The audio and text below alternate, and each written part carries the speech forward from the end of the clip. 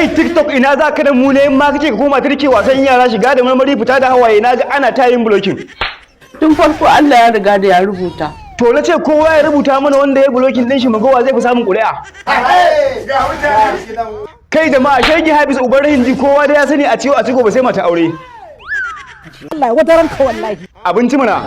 Alƙur'an ƙarya kake. Ka gare na mutane hankali mana. Kai ni fa in ka biye min ni da faɗa karjin kunya abin tsiya kowa da irin nahi.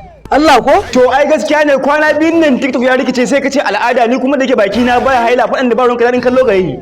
Kada yake damun ka ne hakan nan ne. Babu abin da ke damuna duk abin da kaga ya koyo bera daga rami ya faɗa wuta to ya futa zafi. Kuma fa haka ne. To ku jama'a kuna ina sai an yi hakuri gaggawa aikin haɗin saboda daren farko kana yi tana kuka ana rubuta ma lada. Allah wata ranka wallahi. Kada yake damun ka ne hakan nan ne. Wa'azi mana. Alƙur'an ƙarya kake. Ka gare na mutane hankali mana. To ku jama'a ya kamata ku gane shi fa arziki daga gaya kana ja yana ja in baka da shi ba mai baka. Allah ko? To ai gaskiya ne shi yasa kullun nake yi wa Haibar biyayya saboda ta sha gaba na ta kuma shakai ti fashin kane shaida. Allah wata ranka wallahi. Haba Haibar da yanzu kunya kin sha gaba na arziki mana. Alƙur'an ƙarya kake. Ka gare na mutane hankali mana. To ku jama'a kowa sai ya rubuta mana wanda ya yi blocking din daga baya mun zo biko. Akwai zaman kare.